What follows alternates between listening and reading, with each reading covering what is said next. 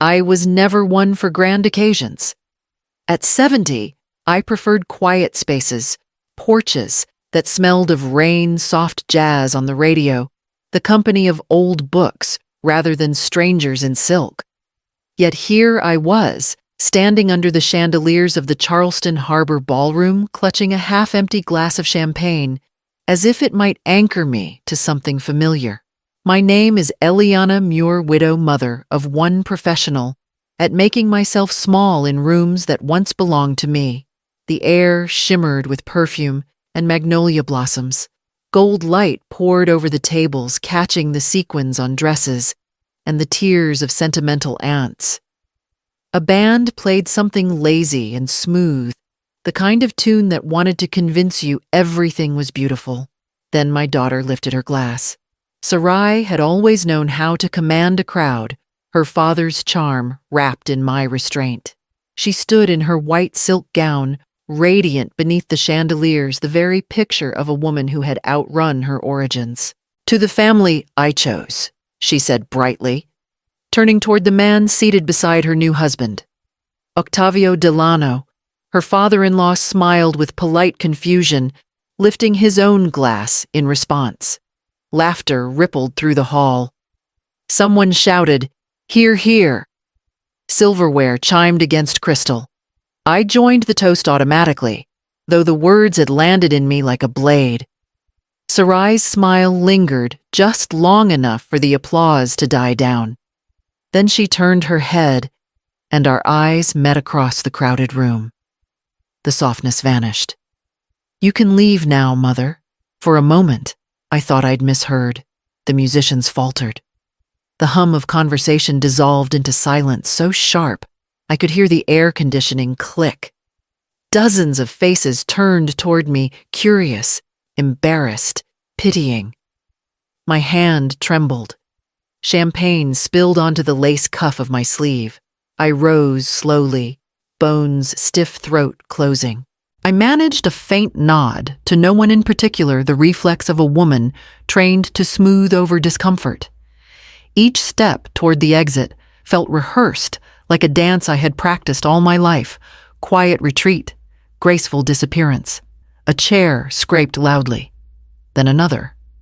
When I turned, Octavio Delano was standing, the father of the groom, tall and deliberate, his hand resting on the tablecloth as if to steady the room itself. His expression was unreadable, part outrage, part sorrow. Before Mrs. Muir leaves, he said, his voice carrying through the stunned hall, "There's something everyone here deserves to hear." Sarai's face drained of color. "Octavio, please."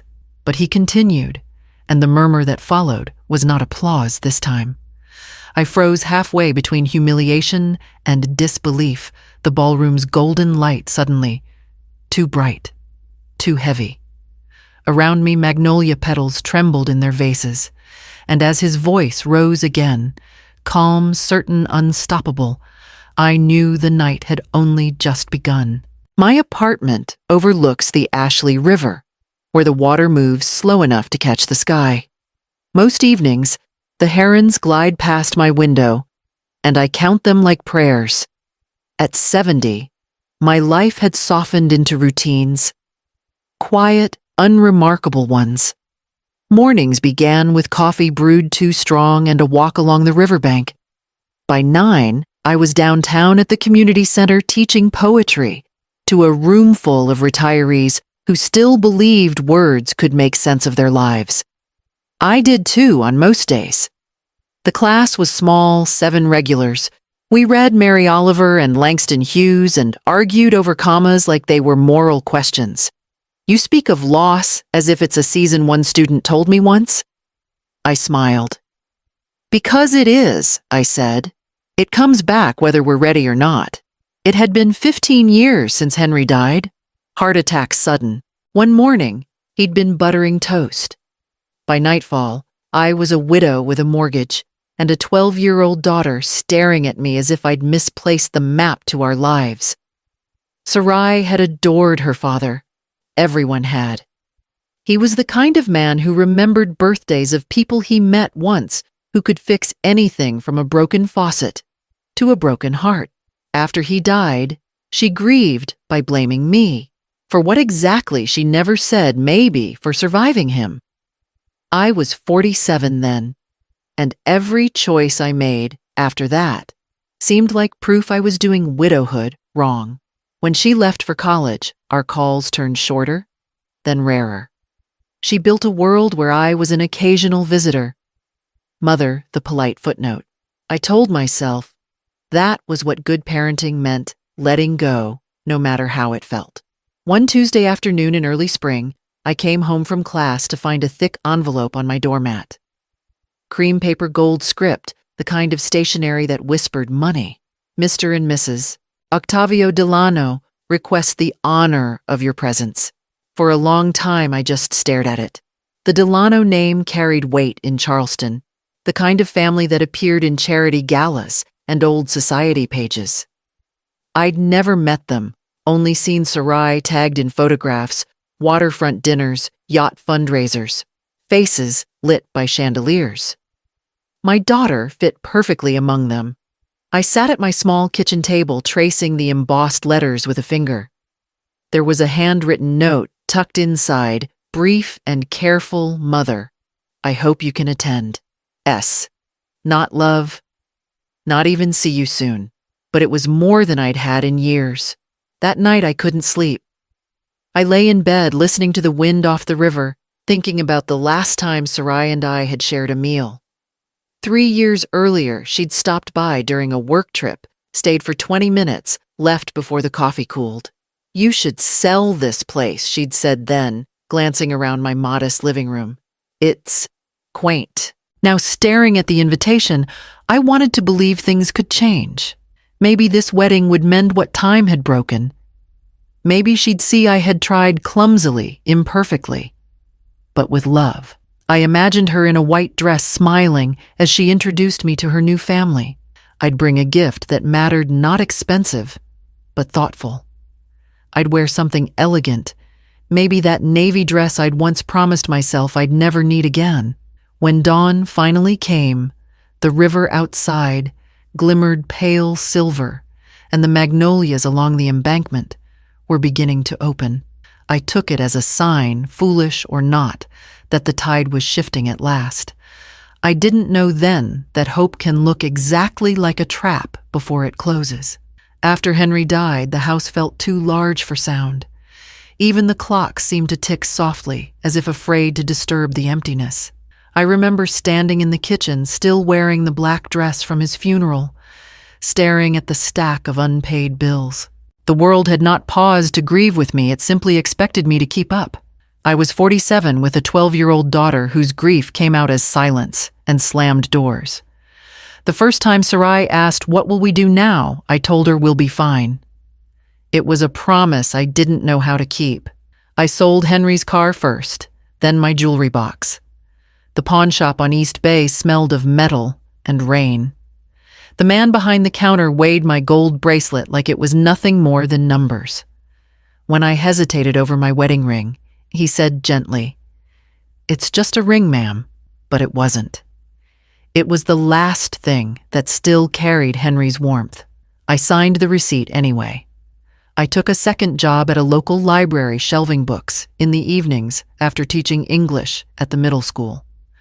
On weekends, I cleaned vacation rentals for extra cash. My hands, once soft from turning pages, became raw from bleach and soap. Each time exhaustion tempted me to stop, I'd picture Sarai in her future college sweatshirt, smiling under autumn leaves far from this weary little house. That vision kept me moving. We managed, barely. There was never enough for luxuries, no vacations, no new dresses.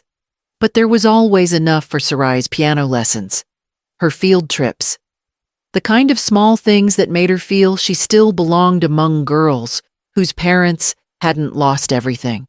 When she was 16, she started to notice the sacrifices I didn't name. "You never go out," she said once. "You never do anything fun." I laughed it off. "Fun is expensive, sweetheart." She frowned. "You make it sound like living is selfish." I didn't realize until later how deeply that line settled in her, The idea that joy was something to be earned, that giving was proof of love. I was teaching her, without meaning to, that devotion always comes with debt. After she left for college, the house turned silent again. I filled the space with work volunteering at the library on Sundays, just to avoid coming home too soon. When the tuition notices arrived, I felt both pride and panic. Her scholarship covered part, but not enough. I cashed the last of my savings, then sold a watercolor Henry had painted years before a river. At sunset, not unlike the one outside my window now. "Don't worry about me," I wrote in my letters to her. "Study hard, live well." I sent care packages, homemade cookies, thrift store scarves, old books with notes in the margins. She rarely replied, but when she did, her words were polite and distant, the way adults speak to acquaintances. When she came home for holidays, she stayed on her phone, arranging dinners with friends who drove nicer cars and spoke about internships. Once she mentioned applying for a semester abroad. "They only take a few," she said, pretending not to watch my reaction. I told her to apply. That night, I went through the drawers again, looking for something else I could sell. By the time she boarded the plane for Florence, most of my possessions had changed hands. My ring, Henry's painting, even the china set from our wedding, they'd all been traded for her chance to see the world. I remember waving goodbye at the airport, watching her disappear past security. She didn't look back. I told myself that was a good sign, that I had raised her to move forward without needing me. On the drive home, I realized I couldn't recall the last thing I'd bought for myself. Not a dress, not a meal out, not even a new book. My life had become a ledger of her dreams written in my handwriting. Every page balanced, except for one thing, the quiet question that never left my chest: how much love was enough to make her come home again? The invitation sat on my nightstand for weeks, its gold script beginning to curl at the edges. Every morning I'd glance at it, as if it were a small sun, distant, bright, and dangerous to stare at for too long. Then one morning, I woke up with a certainty that startled me. I would go, and I would look beautiful doing it. Charleston, in early May, shimmered like a promise. I took the bus downtown to King Street, where shop windows bloomed with pastel dresses and mannequins smiled without worry. In a boutique I hadn't dared enter in years, a clerk greeted me with professional cheer. "Looking for something special?" "My daughter's wedding," I said, trying not to sound as nervous as I felt. She guided me toward a rack of formal dresses, her eyes flicking over my frame, like she was measuring my history. I stopped at a navy gown, simple, elegant, with sleeves that softened the lines of my arms. When I slipped it on, the mirror showed someone I almost recognized. My hair, streaked with silver, framed my face like frost on glass. The fabric hugged my shoulders just right, and for a fleeting moment, I imagined walking into that ballroom and seeing Sarai's eyes light up. "I'll take it," I said, before I could talk myself out of it. The pearls came next, a modest pair, small enough to seem inherited, large enough to feel special. The jeweler polished them with reverence, unaware that my hands were shaking as I handed over my card. "For your daughter?" he asked kindly. "Yes," I lied. In a way. At the department store, I found the porcelain dinner set I'd been eyeing for years. White, with a faint blue trim, 12 settings, in all luxurious, impractical perfect. The saleswoman wrapped it with care while explaining the 12-month installment plan. Each payment would be small enough to hide inside my grocery budget, like a secret kindness to myself. That evening, I laid everything out on my bed, the dress, the earrings, the receipt folded neatly beneath the porcelain warranty. The room smelled faintly of lavender detergent and dust. For the first time in years, I felt a flicker of anticipation instead of dread. I ironed the gown myself, humming softly to fill the silence. The melody wavered, but it was enough. When I tried it on again, the navy fabric caught the light like midnight water. I stood before the mirror, lifting my chin. Today, she'll see me as her mother again, I whispered. Not as a mistake. Not as a ghost. The words sounded fragile, but I held them close anyway. That night, I couldn't sleep. The hum of the refrigerator was the only sound in the apartment. My phone glowed beside the bed, and I opened it without thinking. Sarai's name filled the screen, her social media public and perfect. There she was, in a cascade of bridal photos, the dress, the venue, the Delano mansion garden draped in white roses. Her captions read like headlines from a life I didn't belong to. Grateful for love that feels like home. Counting down to forever. In one photo, she stood between Octavio and his wife, her hand resting on his shoulder. The three of them looked like a family, framed by light. My heart clenched, then softened into something duller. Something I recognized, the ache of being proud and excluded at the same time. I scrolled until I reached a post from the night before. Family isn't always who you're born to. It's who stands beside you when you need them most. I set the phone face down and stared at the ceiling. Outside, the river lapped quietly against the banks, the tide whispering its slow retreat. Tomorrow, I would walk into that ballroom in navy and pearls, gift in hand, pretending not to notice that my place in her world had already been given away. The church glowed with afternoon light gold spilling through the stained glass windows like something holy and untouchable. I arrived half an hour early, clutching my small handbag and the porcelain gift wrapped in ivory paper. My palms were damp, my pulse fast. The scent of magnolias filled the air, mingling with the hush of the organ warming up. I had chosen a seat near the front third row aisle side, so I could see Sarai clearly when she walked down. The altar gleamed with white lilies, a cascade of satin ribbons tumbling from the lectern. For a moment, everything felt suspended, perfect. I imagined her seeing me there and smiling just once before saying her vows. A woman in a headset appeared at my side. Her clipboard was thick with names and color-coded stickers. "Excuse me, ma'am," she said softly. "May I confirm your name, Eliana Moore?" I replied. Mother of the bride. Her expression flickered just for an instant before settling into professional poise. "Of course, Ms. Moore. I'm Nadina Voss, the planner. There's been a slight change to the seating arrangement." She consulted her list, lips pursed. "You'll be in row 7, left side." "Row 7, I repeated, unsure if I'd heard correctly. "But I'm the mother of the bride." "Yes," she said quickly, with a smile too practiced to be kind. "The front rows are reserved for the Delano family and close friends of the couple." I could feel my throat tighten. I'm close family.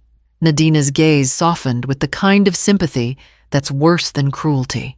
"Of course you are," she said. But these were the instructions from Ms. Sarai herself. She wanted you somewhere comfortable. Comfortable. The word hit harder than it should have. For a moment I stood there, frozen, clutching my gift so tightly the ribbon cut into my palm. A few guests were already turning to look. One woman in a wide hat whispered something to her husband. I forced a small smile and nodded as if this were all perfectly reasonable. Nadina led me down the aisle, her heels clicking briskly against the marble. "Right here," she said, gesturing to the 7th row. From there, the altar looked like a stage set far away. I could see the bridesmaids' dresses glowing faintly in their garment bags near the sacristy, but not the expression on Sarai's face when she arrived. I sat smoothing the fabric of my navy dress. The pearls at my ears felt suddenly heavy. Around me, strangers murmured greetings to one another. I caught fragments of conversation, real estate travel, the Delano's vineyard.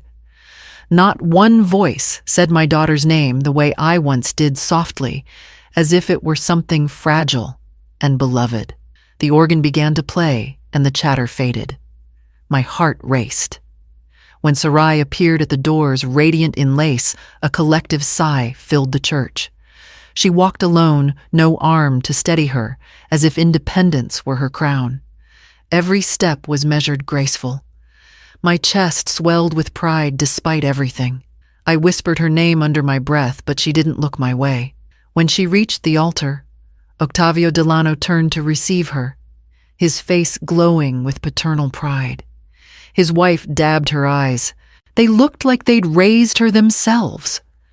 From my distant seat, I watched the ceremony unfold as though I were watching someone else's life.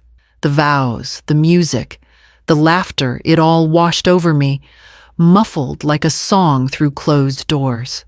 At one point, Nadina leaned in to whisper to the photographer. The camera pivoted toward the front, snapping shots of the Delanos and the bridal party. When it turned in my direction, it stopped, hesitated, then moved on. I folded my hands in my lap, nails biting into my palms to keep my face composed. Somewhere inside, a quiet rage was beginning to breathe. When the couple sealed their vows with a kiss, applause broke out like a wave. I clapped too politely, unseen, among the rows of strangers. No one noticed the mother of the bride sitting 7 rows back, smiling as if distance were dignity. The first chords of the organ filled the church, and every head turned toward the back. My breath caught. Sarai stood framed in the doorway, a spill of white lace and candlelight. For a heartbeat, I forgot the 7th row, forgot the cold smile of the planner, forgot everything except the fragile beauty of my daughter, the little girl who once clung to my hand, crossing rain-slick streets. She walked alone. No arm to steady her, no escort beside her. She had refused my offer when the invitations first went out.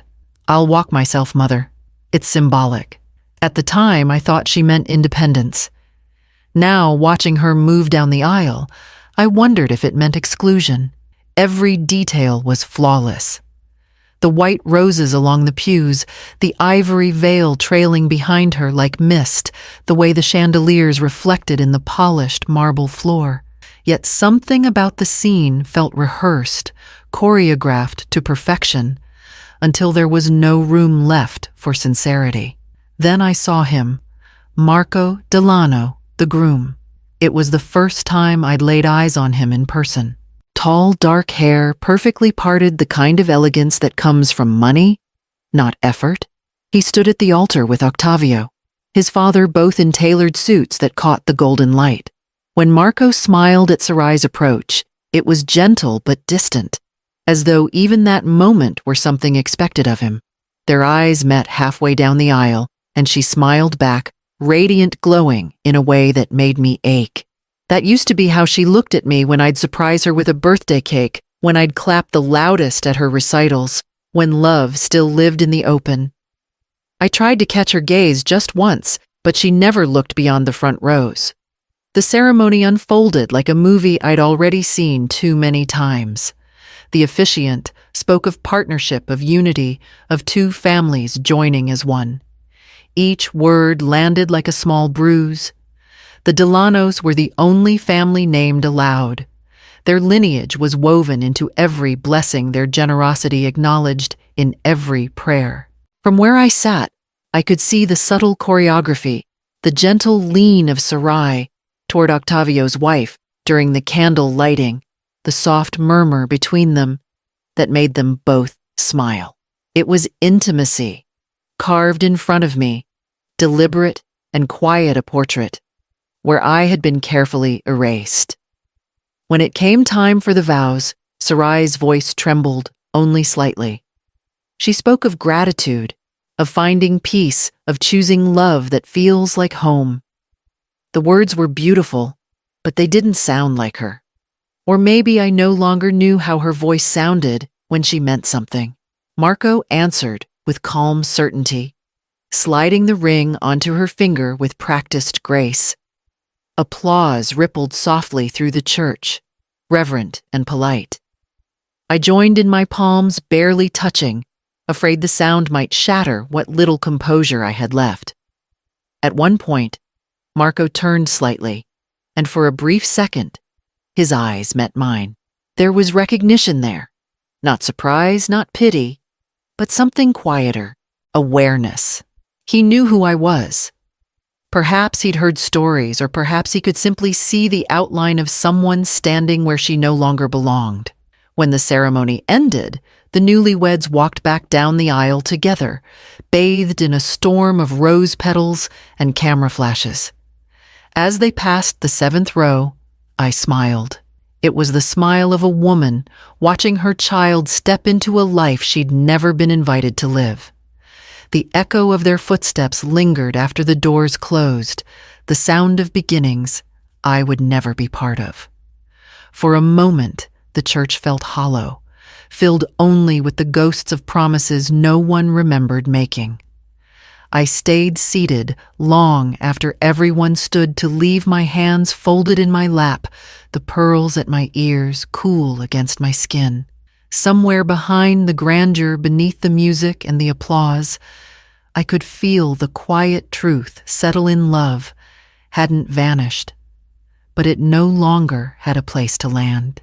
The ballroom shimmered in gold and candlelight, the kind of glow that flatters everything except the truth. I followed the tide of guests from the church to the reception hall, clutching the porcelain gift like a shield. The air smelled of champagne and Rose's laughter, already rising before the first toast. A hostess with a clipboard glanced at my name and pointed to the far corner of the room. Table 21, Mrs. Moore. I smiled politely, though the number landed in me like a weight. The tables near the center glistened with silver accents and crystal glasses, the kind you see in wedding magazines. Mine was small, tucked near the service doors, the scent of kitchen steam drifting through each time a waiter pushed past. The other guests at the table, 5 of them, smiled with the detached courtesy of people who'd been seated by obligation, not design. A man in his 50s adjusted his cufflinks and asked, "So, how do you know the couple?" I hesitated, swallowing the ache in my throat. "I'm the bride's mother." The woman beside him blinked. Oh my goodness, I didn't realize. They didn't. Well, congratulations." She trailed off, embarrassed, looking toward the head table, as if for proof. I followed her gaze. Sarai sat beside Marco, her arm looped comfortably through his. The Delanos flanked them like royalty. Octavio and his wife, radiant, laughing with the priest, their faces lit by admiration and wine. My daughter leaned in toward her new father-in-law, touching his sleeve lightly as she spoke. The gesture was tender, intimate, in a way that made my stomach tighten. When she laughed, the sound carried across the room, bright and confident. For a second, pride flared in me again. She was beautiful, composed, alive, every inch the woman I had raised her to be. But as the applause swelled for the first toast, that pride turned hollow. I watched Nadina Voss, the planner, glide between tables, checking her notes. At one point, she stopped at mine, her professional smile intact. "Everything all right here?" "Perfect," I said softly. She nodded and moved on. Dinner came in courses, soup, salad, salmon glazed to perfection. The waiters poured wine I couldn't pronounce. I lifted my glass when everyone toasted the newlyweds, though no one met my eyes. Around me, the conversation turned to the Delanos' vineyard, the art gallery opening in Savannah, the honeymoon in Amalfi. I smiled when expected, invisible when not. Halfway through the meal, the woman beside me leaned closer, lowering her voice. "She really is stunning, your daughter. And so close with her new family. How lovely." I nodded, unable to speak. My fork trembled against the plate. Later, as the music began and couples filled the dance floor, I stayed seated. My feet ached, but not from the heels. A soft jazz tune floated over the chatter. From across the room, I watched Sarai twirl under the chandeliers, her veil gone, her face glowing. Marco kissed her temple. Octavio clapped his hands to the rhythm, proud and beaming. Once she had danced with me in the kitchen barefoot, her laughter echoing off the tile. I could almost feel her small hands again, sticky from orange juice. Her voice calling me mama, spin me again. Now she didn't glance my way once. When the photographer passed our table, his camera swept across the room like a lighthouse beam, but it never stopped where I sat. At one point, Marco's mother caught my eye from the front. She smiled a kind, almost apologetic smile and raised her glass slightly. I returned the gesture, grateful for the small mercy. By the time dessert was served, I realized I hadn't spoken in nearly an hour. The music swelled, laughter rose, and I sat quietly among strangers, the mother of the bride, in name only. I smoothed the fabric of my dress, tracing the tiny wrinkles that had formed through the evening. Around me, no one noticed that I hadn't danced, hadn't toasted, hadn't been called once by my name. When the lights dimmed for the couple's slow dance, I looked away, not because I couldn't bear to see her happy, but because I couldn't tell where my pride ended and my loneliness began. The sound of glass tapping drew everyone's attention. Forks stilled, conversations faded, and all eyes turned toward the head table. Sarai rose from her seat, the soft light of the chandeliers catching the diamond pins in her hair. She looked radiant, more than radiant, untouchable. Before we continue the evening, she began lifting her champagne flute. I want to say a few words. A hush spread through the room. I straightened instinctively, smoothing my dress, ready, perhaps foolishly for a mention, a gesture, something that made the long years worthwhile. Sarai's gaze swept the room, pausing on Octavio and his wife.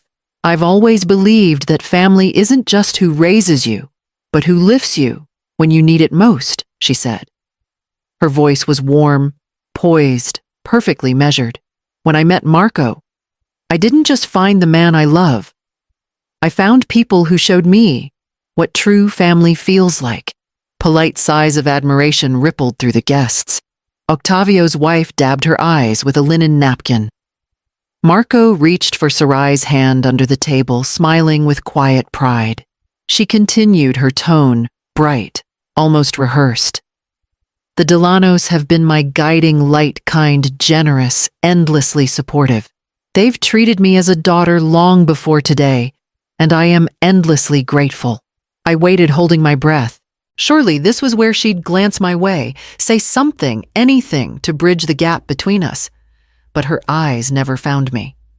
Instead, she raised her glass toward Octavio and his wife, to the family I chose. Applause filled the ballroom like a wave swallowing the air. My chest went cold. The words hung there, heavy and deliberate, as if she'd carved them into the air with precision. The family I chose. I forced my lips into a polite smile, clapping once, twice, my hands trembling, just enough to rattle the pearls at my ears. Around me, guests toasted cheerfully, oblivious to the quiet unraveling at the far table. Then, just as I lowered my glass, she turned her head, and her gaze met mine. The shift was so slight, so calculated, it stole the breath from my lungs. Her expression softened into something almost tender before it sharpened again, cold as crystal. And she said, her voice suddenly lower, the edges unmistakably deliberate. There are people who taught me the importance of letting go, who showed me that love doesn't mean obligation. Laughter flickered uneasily through the crowd. I sat frozen, my smile stiff, unsure whether anyone else understood the dagger hidden in her words. Then she looked directly at me, her face serene and unyielding. Mother, she said, the word landing like a formality. You can leave now. The clinking stopped. Conversations died mid-sentence. For a moment, even the music faltered. I felt every eye turn toward me, 200 strangers witnessing my quiet dismembering. My pulse roared in my ears. I tried to rise gracefully, but my hand shook, and the stem of my wineglass slipped, spilling red across the white tablecloth. The stain spread like blood blooming through silk. A gasp rippled through the room. Somewhere a waiter rushed forward with napkins, but I waved him off. "It's fine," I murmured. "It's fine." I stood slowly, the chair scraping against the marble floor with a sound that made my stomach twist. My knees trembled, but I lifted my chin. If this was how she wanted it, this theater of dismissal, then I would give her dignity in return, even if it was the last thing I had left. Then a voice cut through the silence. Firm, deep, commanding. "That's enough, Sarai." Octavio Delano stood. The authority in his posture drew every gaze from me back to him. His face was flushed, but not from embarrassment, from anger. Mr. Delano Sarai began startled. "No," he said sharply. Not another word. He set his glass down with care, the sound loud in the still room. "No one who raised you, sacrificed for you, or loved you deserves to be humiliated under my roof." A collective exhale swept through the guests, half relief, half disbelief. I stood motionless. The floor beneath me seemed to tilt. Octavio's wife reached for his arm, whispering something I couldn't hear. Sarai's face went pale, her lips trembling though her eyes remained dry. "I was only—" He shook his head. "You were cruel," he said quietly, "and that's not love." The room pulsed with awkward silence. Cameras lowered champagne flutes, paused midair. I wanted to sink into the floor to vanish from this gilded humiliation. But Octavio turned toward me and said softly, "Mrs. Moore, please don't go." My name sounded strange in his mouth, like a truth spoken where lies had been living too long. I could feel the heat of 100 gazes pressing on my back, but I couldn't move. The strings started again, faint, nervous, trying to reclaim the evening. But the song felt thin now, stretched over something broken. I looked at my daughter, who stood frozen beneath the chandelier, her beauty dimmed by disbelief. I should have said something, anything, but the words, like everything else that night, had been taken from me. So I did what I'd always done. I stayed silent, holding my composure like armor, wondering when silence stopped being grace and started becoming surrender. Octavio's chair scraped against the marble floor as he stood, the sound cutting through the hum of whispers that followed Sarai's words. He didn't raise his voice, but his authority filled the air the way thunder does before a storm. "Ladies and gentlemen," he began, picking up the microphone from the head table. "Forgive the interruption, but I believe there's something that needs to be said, something important." The chatter around the ballroom stilled. Even the string quartet, halfway through a recovery melody, faltered to silence. Sarai's face had gone pale. "Octavio, please, this isn't necessary." He looked at her not unkindly, but with a disappointment that could quiet a room. "On the contrary, my dear, it's long overdue." He turned to the crowd. "Before tonight's ceremony, I learned something troubling. I learned that the woman you just witnessed being dismissed, Mrs. Eliana Moore, the bride's mother, was not simply seated by accident in the back row. That was by design, by my daughter-in-law's instruction." A stunned murmur rippled through the guests. Sarai took a step forward, shaking her head. "You don't understand. It was a misunderstanding." "No," he said firmly, his tone sharp as glass. "It wasn't. When my staff questioned the arrangement, I was told it came from you. You wanted her out of view for everyone's comfort." His eyes hardened. "Whose comfort, Sarai?" The ballroom fell utterly silent. He looked toward me, then his gaze steady. "I didn't know you before today, Mrs. Moore. I was told very little about you, and what I was told didn't match what I've seen. So I asked questions." Quietly, he let the words hang there, giving them gravity. "I learned that you lost your husband young, that you raised your daughter alone, that you worked 2 jobs, sold your ring, sold your home, and sent her to a private university when you could barely afford rent. You carried every burden so she could walk free of them. And tonight, you were told you don't belong here." My throat closed. The room blurred. Octavio continued, his voice gaining weight, like something ancient finding its shape. "I've built my life and my company on loyalty," he said, "on the belief that gratitude is the spine of character. I cannot let cruelty wear my family's name, no matter how beautiful the dress or how golden the evening." He reached to his lapel, unfastened the small gold pin, the Delano crest, and placed it on the table in front of Sarai. "No celebration built on cruelty can stand," he said quietly. "Not in my house." Gasps fluttered through the guests like startled birds. Sarai stared at the crest as though it were something foreign, her hands trembling. Marco stood slowly beside her, his expression unreadable at first: shock, confusion, then something that looked like shame. "Father," he began, voice tight, "is this really how you want to do this?" Octavio looked at him with a weary kind of love. "It's not how I want to, son. It's how I must." Marco turned to Sarai, searching her face for denial, for explanation. She looked away, and that silence told him everything. Then, quietly, he reached up and unclasped his own pin, the twin of his father's, and laid it beside the first. The sound it made against the table was small, but final. "Mrs. Moore?" he said, turning toward me, his voice steady but raw. "I didn't know. I should have. I'm sorry." I stood, frozen, every heartbeat echoing in the space between us. Octavio nodded to the staff at the edges of the room, who hesitated, then began to move carefully, respectfully dimming the lights meant for dancing. The music stopped entirely. The ballroom, moments ago a cathedral of celebration, had become a courtroom of truth. Octavio stepped forward and offered me his hand. "Come," he said softly. "You deserve to walk out with your head high."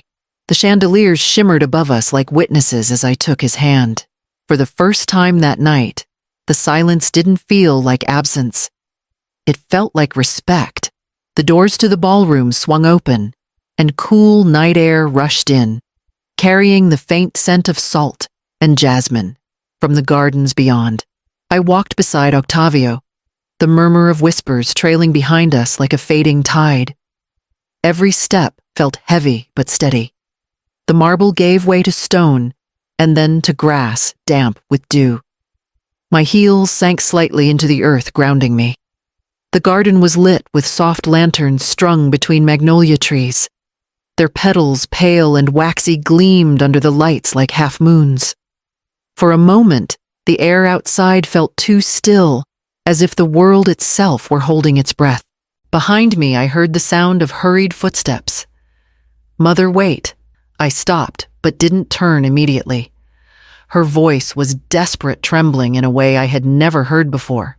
When I finally turned, Sarai was standing at the threshold of the open doors. Her veil loosened her face, blotched from tears. The shimmer of her dress caught the garden lights, but the perfection had cracked. She looked like the child she had once been, lost, frightened by her own choices. "Mother, please," she whispered, coming closer. "I didn't mean for it to go this far. Her words stumbled. Everything got complicated. I didn't want people to what I asked softly. To see me." She shook her head, but no sound came. I should have pitied her. Maybe part of me did. But there was something stronger rising beneath that pity, something that had been buried under years of guilt and bending. It was not anger. It was clarity. "Sarai," I said, my voice steady, "do you know what I wanted most tonight?" She looked up, eyes wet, shaking her head. "I wanted to see you happy," I said. "Not because you chose the right dress or the right family. Just because you remembered where you came from, and that you were loved." Her breath hitched. "I do love you. You have to know that." I smiled faintly, though it hurt to do so. Love isn't something you erase in public and rewrite when you're afraid. For a long time, we just stood there. The music inside muted the night, pressing close around us. I could hear the rustle of guests still whispering behind the glass, their curiosity stronger than their compassion. But out here in the dim garden, there was only truth. Sarai stepped forward, reaching for my hand. Her fingers trembled, seeking forgiveness as though it could be taken like communion. "Please don't go," she said. "I can explain everything." I drew my hand back gently, not out of cruelty, but necessity. "No," I said. "Not tonight. You've built a life that doesn't have room for me." "I finally understand that." Her face crumpled, the perfect lines of her makeup breaking into streaks of color. "I made a mistake." "Yes," I said softly. "And so did I, mistaking sacrifice for love, silence for peace." She tried again, her voice breaking. "Then what do I do now?" I looked at her. The daughter I had raised, the woman I no longer recognized. "When you're ready to be my daughter again," I said, "you'll know where to find me."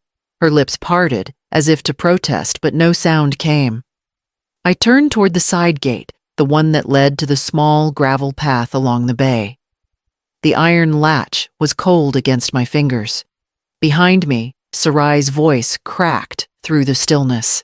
"Mother, please don't leave me like this." I didn't look back. There was nothing left to say. The truth was no longer something to argue. It was something to live. As I walked toward the gate, I could hear the ocean beyond the hedges, steady and unbothered, its rhythm older than sorrow. My heart ached with every step, but not from weakness, from the strange new weight of standing upright. When the latch closed behind me, the sound was soft, final, almost kind. The night opened before me, wide and unfamiliar. For the first time in years, I was walking away not to be alone, but to belong to myself. The world did not stay quiet. It rarely does. By Monday morning, the video was everywhere, 30 seconds of humiliation, filmed through a sea of raised phones. The caption shifted depending on who posted it. "Bride kicks out her mother. During reception, family drama at Charleston wedding, father-in-law exposes the truth." My name was never mentioned, but it didn't have to be. Anyone who knew Sarai knew me. The comments multiplied like weeds. Half the strangers applauded Octavio for standing up for decency. The other half debated whether I'd done something to deserve it. I stopped reading after the first night, though the words stayed in my head, looping in a language of cruelty and pity. I turned off my phone, unplugged the landline. Even the river outside my apartment seemed to murmur in judgment. By the second day, I packed a small bag and drove east toward Folly Beach. My oldest friend, Mireya Holt, owned a cottage there, a crooked little house that smelled of salt and thyme. When she opened the door and saw me, she didn't ask a single question. She just hugged me tight, her chin resting on my shoulder, and said, "Tea first, then tears." For the first 2 days, we hardly spoke. I sat on her porch, wrapped in one of her oversized cardigans, watching gulls drift along the wind. The sea was gray, the kind of gray that reminded me of Henry's eyes in winter.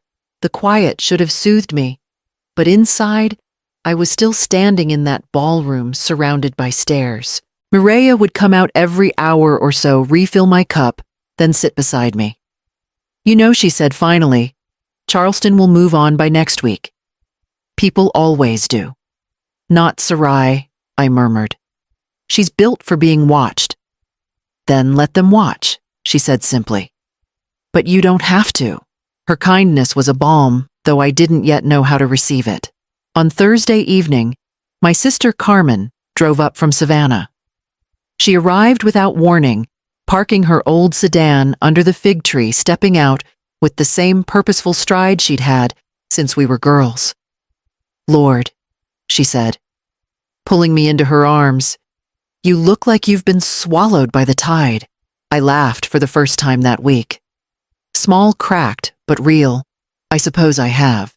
She led me inside where Mireya had left soup simmering on the stove.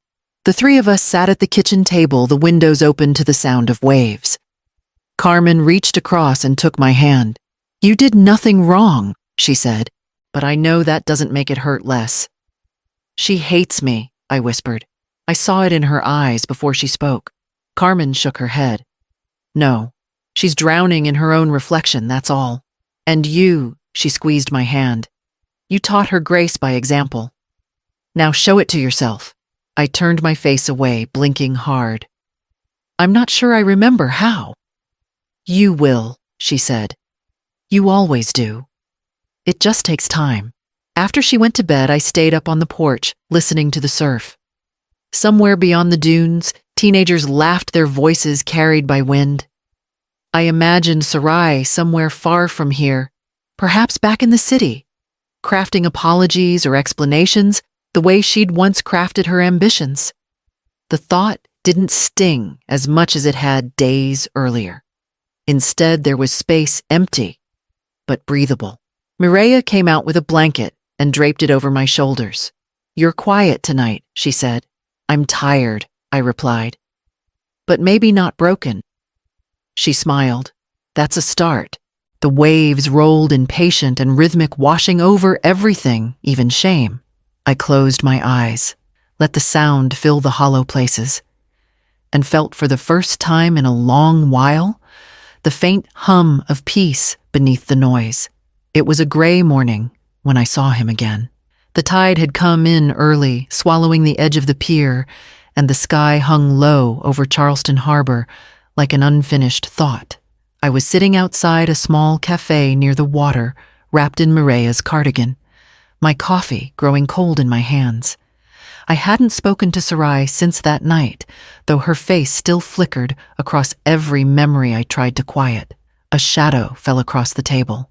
Mrs. Moore, a voice said gently, may I join you?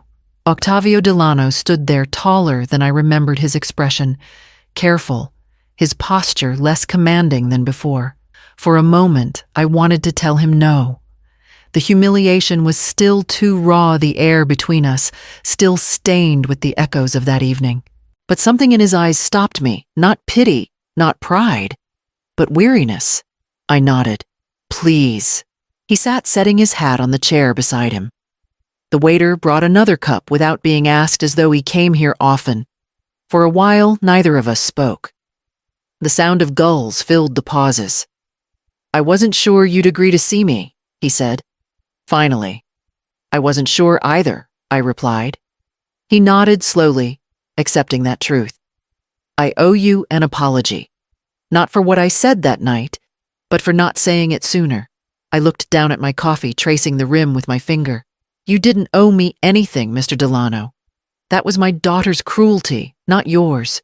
Maybe he said, but silence has its own kind of guilt. He leaned forward slightly, his hands clasped. I knew something was wrong at the rehearsal dinner. The way she spoke to you, the seating arrangement, the way she avoided your eyes, I saw it. I told myself it wasn't my place to interfere. I told myself families have their own language of pain. I met his gaze. And now I wish I had interfered, he said quietly. Because decency isn't about permission. It's about courage. The words settled between us like the tide, soft, inevitable. After a moment, he reached into his coat pocket and slid a small envelope across the table. You may be unaware, but the videos have drawn attention you didn't ask for. Some of the commentary has crossed into defamation. My attorney can help if you'd like. I stared at the envelope. I can't afford. He lifted a hand. It's not about money. It's about fairness. Consider it. A small effort to balance what I failed to prevent. I hesitated, then took the envelope. Thank you, I said softly. But you don't need to fix this. I'm learning that some things shouldn't be mended by others. He smiled faintly. You sound like my mother. That caught me off guard. Your mother. He looked out toward the harbor, the light shifting across his face. She was widowed young, too. My father died when I was 15. She worked herself to the bone so I could study architecture. I promised her I'd make her proud. His voice thinned. Instead, I married, quickly moved across the country and called less each year. She passed before I could bring her here to the home I built. The house she never saw. I said nothing. There was nothing to say. Regret needs no echo. He turned back to me, his eyes bright but steady. When I saw you that night, standing there holding your ground even in silence, I saw her again. I thought maybe, just once, I could do right by someone like her. The wind shifted, carrying the faint scent of salt and roasted beans. I found myself breathing easier for the first time in days. Then, maybe I said quietly, "We both have something left to make peace with." He nodded. Maybe so. The waiter refilled our cups. For a while, we just sat there, two people bound by different mistakes, finding a strange comfort in their shared weight. The harbor glimmered as the sun broke briefly through the clouds, light rippling across the water like forgiveness learning to take form. It was nearly dusk when the knock came. 3 short raps, hesitant but urgent. I was in the kitchen, rinsing the last of the dinner dishes, the sound of the river drifting through the open window. When I opened the door, Sarai stood on the porch, her hair tangled, her eyes red from crying. The sight of her uncomposed, stripped of all that glittering control, made my breath catch. "Can I come in?" she asked. I nodded, stepping aside. She entered slowly, as if afraid the air inside might reject her. She looked smaller somehow. Her white blouse wrinkled the hem of her jeans, damp from the rain. She didn't sit. She just stood in the middle of my small living room, glancing around at the familiar space she hadn't visited in years. "Marco left," she said finally, her voice raw. "It's over." I waited. "He said he couldn't live with someone who turns every problem into a performance." She continued, her mouth twisting as though the words themselves were bitter. "He said he saw what I did to you and couldn't unsee it." Silence filled the room, deep and fragile. She rubbed her arms as if cold. "I deserve that, don't I?" she whispered. "The loneliness, the shame." "I'm not the one who decides that," I said gently. Her eyes lifted to mine, and for the first time in years, I saw the girl she used to be, the one who used to crawl into my bed after nightmares and whisper, "Don't let go yet, Mama." The memory hurt more than the betrayal ever did. "I came to say, I'm sorry," she said. "I was wrong. About everything. I thought, if I could make myself into something perfect, I wouldn't have to remember where I came from. But I can't stop remembering. I see your face in every mirror." I motioned for her to sit, and she did, perching on the edge of the couch like a child waiting for punishment. "I don't hate you," I said. "I never did." Tears welled in her eyes. "Then forgive me." I wanted to. God knows part of me was already reaching for her. But forgiveness isn't a door that opens on demand. It's a house you rebuild brick by brick, and some walls need time to dry before they can hold weight again. "I can't do that yet," I said softly. "Not completely." She looked stricken. "Why? Because love isn't the same as trust," I said. "And I won't pretend everything's fine just so we can feel better. If you truly want to heal this, it will take work therapy time. Honesty, not just tears." Sarai bowed her head. "I'll do it," she whispered. "Whatever it takes." I touched her hand, a small gesture, but enough to still her trembling. "Then start there. Not to earn my forgiveness, but to earn your own peace." Outside, the wind shifted, brushing the curtains inward.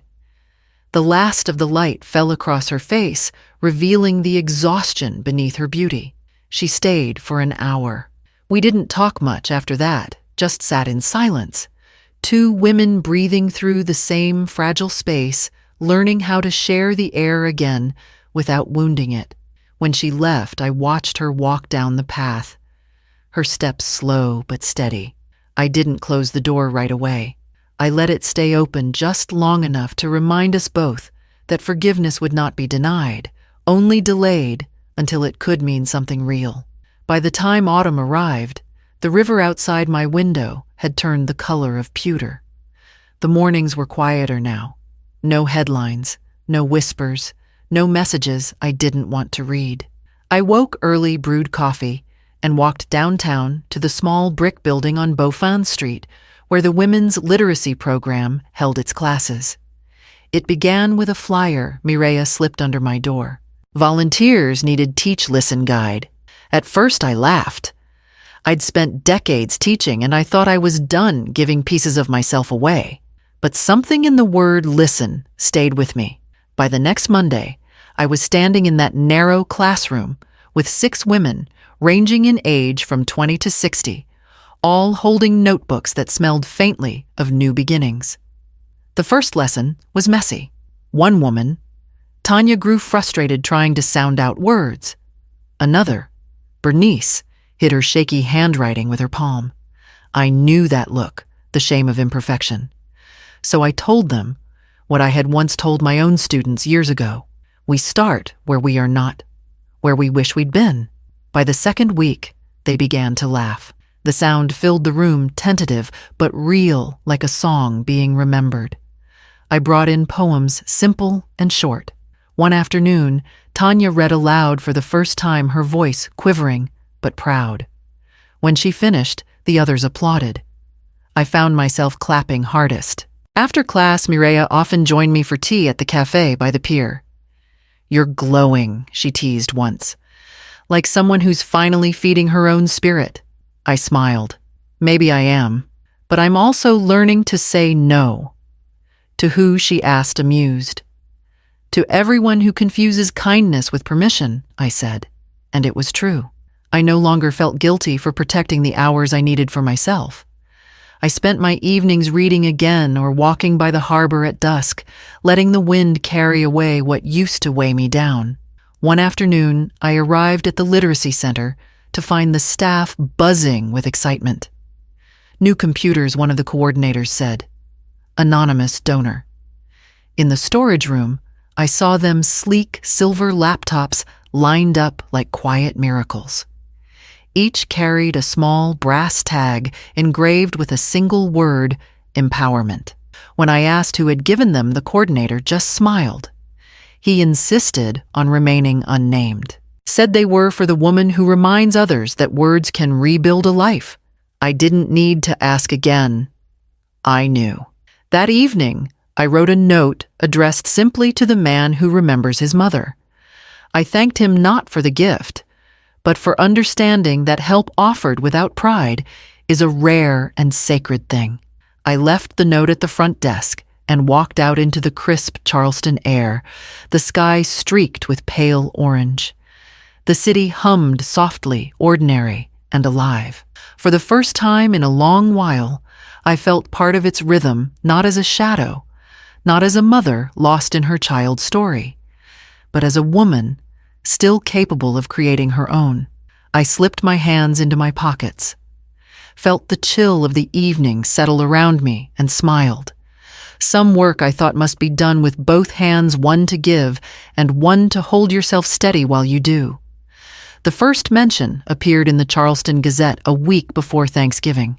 Mireya brought me the paper, folded neatly across the front page, her eyebrows arched with quiet disbelief.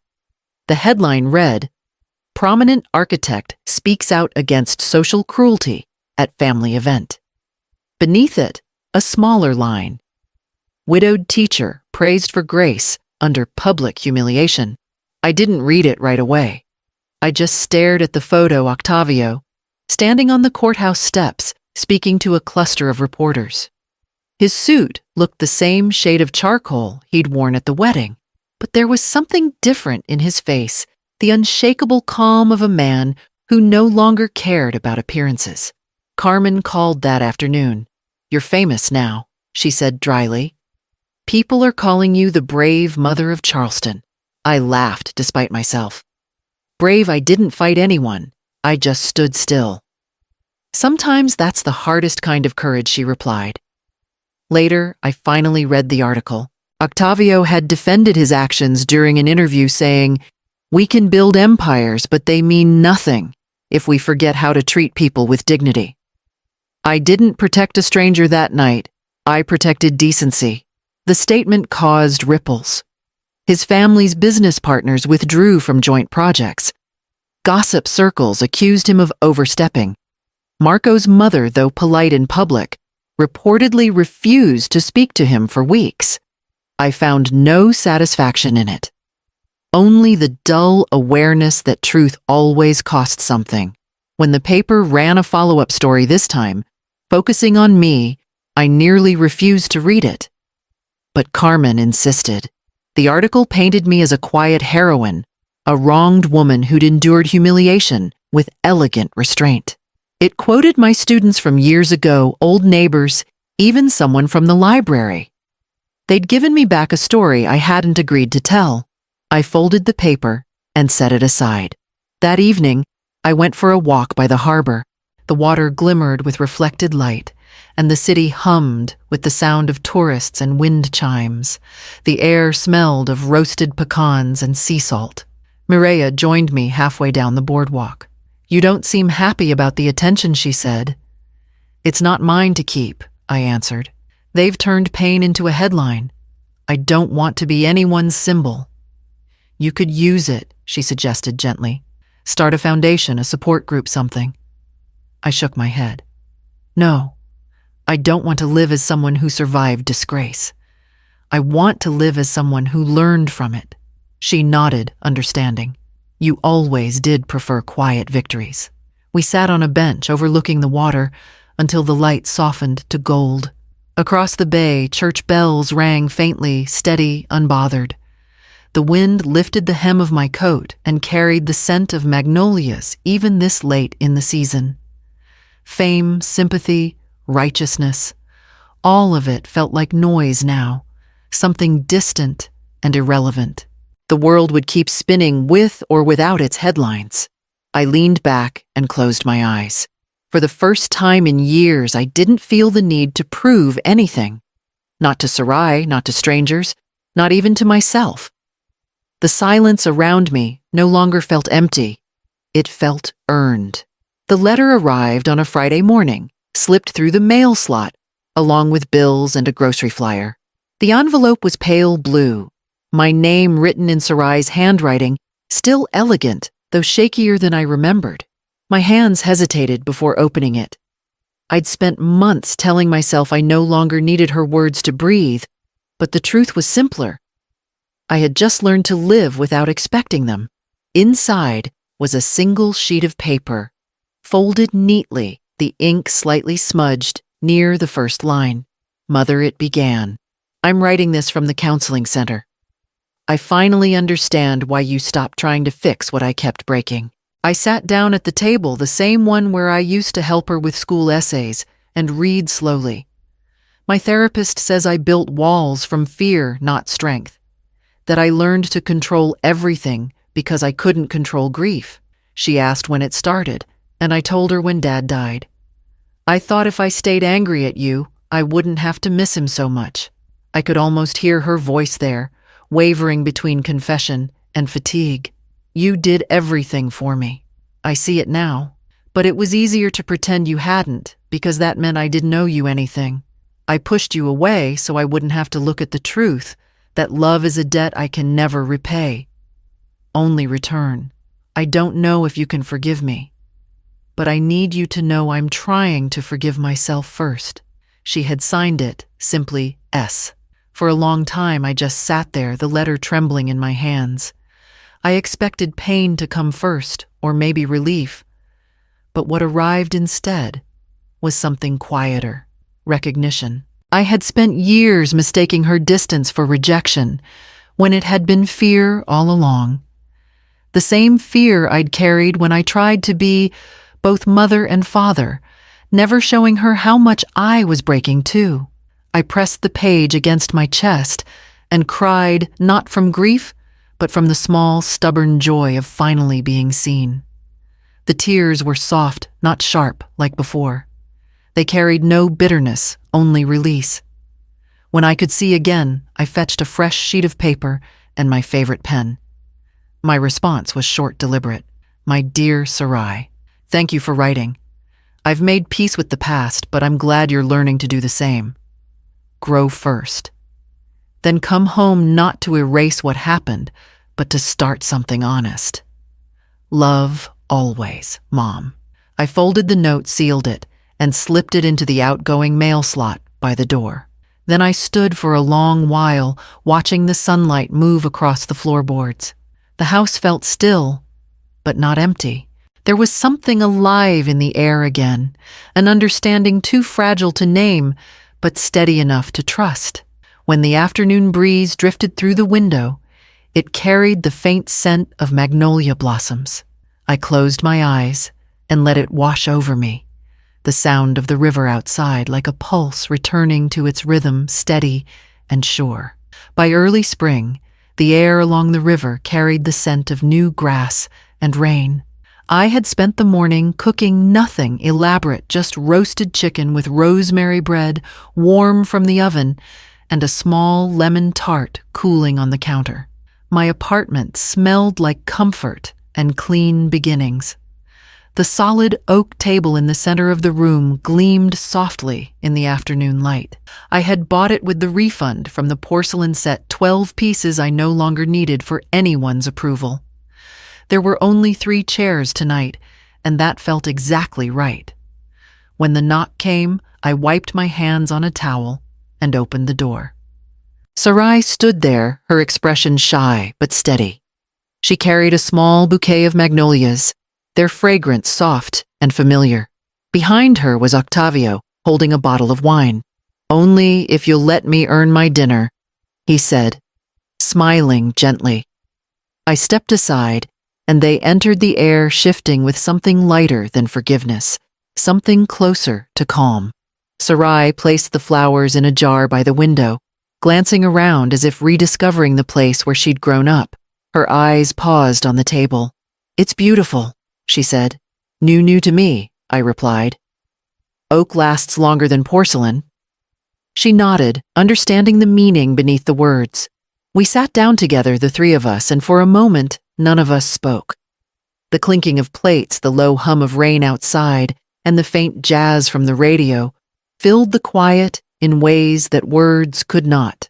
Sarai was the first to speak. "Therapy's hard," she said, looking down at her hands.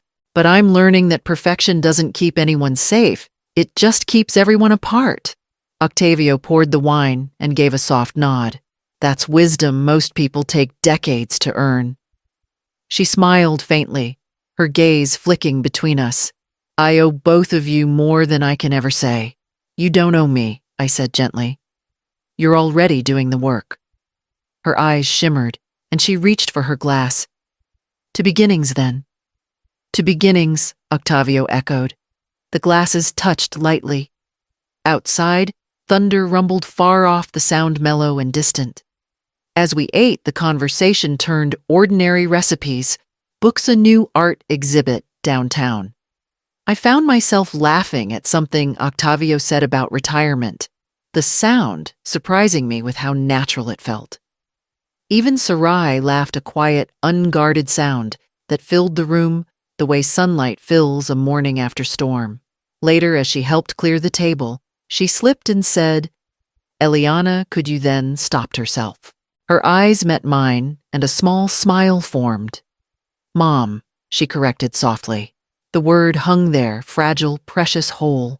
I reached out, brushed a strand of hair from her face, and smiled back. "That'll do." When they left, the apartment felt full, not empty.